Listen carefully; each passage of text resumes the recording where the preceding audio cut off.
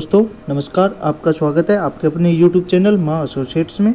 जो हमारे चैनल पर नए हैं जल्दी से जल्दी चैनल को सब्सक्राइब करें और बेल आइकन दबाना ना भूलें। आज हम इस वीडियो के माध्यम से ये डिस्कस करेंगे कि अगर आपका एक से अधिक अकाउंट है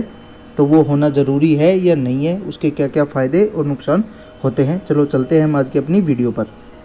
एक फिक्स सैलरी लेने वाले व्यक्ति या कर्मचारी या कोई भी, उसके लिए एक से अधिक अकाउंट रखना नुकसानदायी हो सकता है, क्योंकि हर बैंक अपने खातों को बनाए रखने के लिए एक फिक्स राशि को निश्चित तय पर रखते हैं, जिसका भुगतान खाता धारक को यानी आपको और हमें करना होता है। इसके अलावा भी बैंक खातों को एक्टिव रखने के लिए बहुत सारे चार्जेज पे करने पड़ते हैं, हमें देने पड़ते हैं, जैसे SMS चार्जेज, एनुअल चार्जेज, ये बहुत सारे चार्जेज, इन सब का भुगतान हमें ही करना पड़ता है, जैसे ATM के चार्जेज, चेकबुक चार्जेज। अगर आपके पास एक से ज़्यादा बैंक अकाउंट है तो यह जायज़ है कि आपके बैंकों से बहुत सारा भुगतान करना पड़ रहा है और आपको बहुत सारे अपने एक्सपेंसेस बढ़ा रहे हो, जो कि बहुत छोटे छोटे लगते हैं, लेकिन अगर आपको इनको इकट्ठा करके देखोगे तो ये बहुत सारे आप भुगतान कर रहे हो।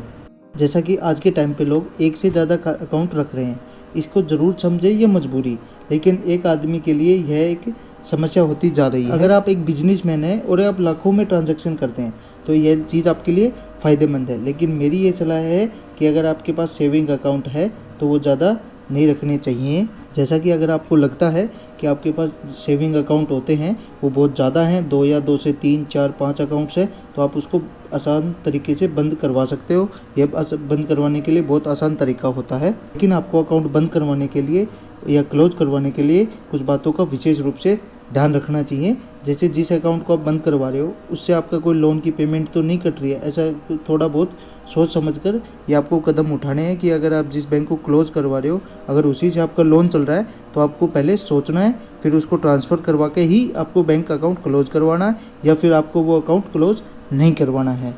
नंबर आपको बताते हैं, अगर आपने उस बैंक में कोई इन्वेस्टमेंट तो नहीं की है या कोई ट्रेडिंग अकाउंट तो नहीं खोला है, अगर ऐसा नहीं है तो आप उस अकाउंट को आसानी से बंद करवा सकते हो। अकाउंट बंद करवाते समय या क्लोज करवाते समय आपको बैंक में जाना है और एक फॉर्म फिल करना है, उसके साथ आपको एप्लीकेशन लगानी होगी जो अकाउंट आप क्लोज करवा रहे हो। अकाउंट क्लोज करवाते समय आपको यह भी देखना है कि कौन सा बैंक आप क्लोज करवा रहे हो, फिर उसमें जो राशि या अमाउंट आपकी जो जमा है उसको आप निकाल लेना ज़रूरी है। आप ATM की सहायता से भी निकाल सकते हो या ऑनलाइन ट्रांजैक्शन करके भी आप उस राशि को अपनी निकाल सकते हो। आपको बैंक अकाउंट क्लोज करवाने के लिए आपको एक वहाँ पे क्लोजर फॉर्म होगा, वो आपको फिल करना है, और आपको जो खाता धारक है या आपका अकाउंट है तो आपको वहाँ पे जाना ज़रूरी है। उसके बाद बैंक आपसे ये भी पूछेगा उसमें कि आप ये अकाउंट क्यों बंद करवाना चाहते हो, तो आपको ये रीज़न भी देना पड़ेगा, लेकिन आप नॉर्मली होता है आप बता सकते हो कि हमें ये अकाउंट चालू नहीं रखना है, हम बंद करवाना चाहते हैं। आप जो पेमेंट विड्रॉल कर रहे हो निकाल रहे हो और आपके पास ATM या ऑनलाइन ट्रांजैक्शन का कोई भी साधन नहीं है,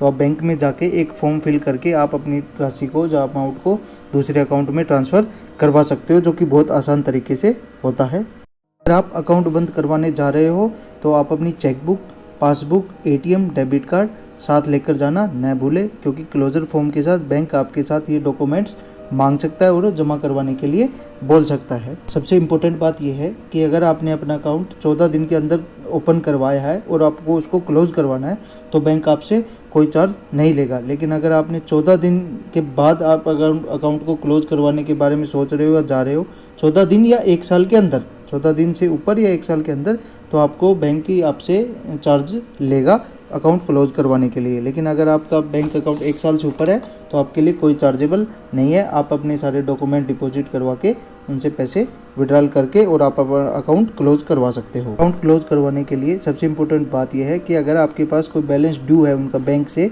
तो पहले आपको वो पेमेंट करनी है, फिर ही आप उसका बैंक अकाउंट क्लोज करवा सकते हो। जैसे मिनिमम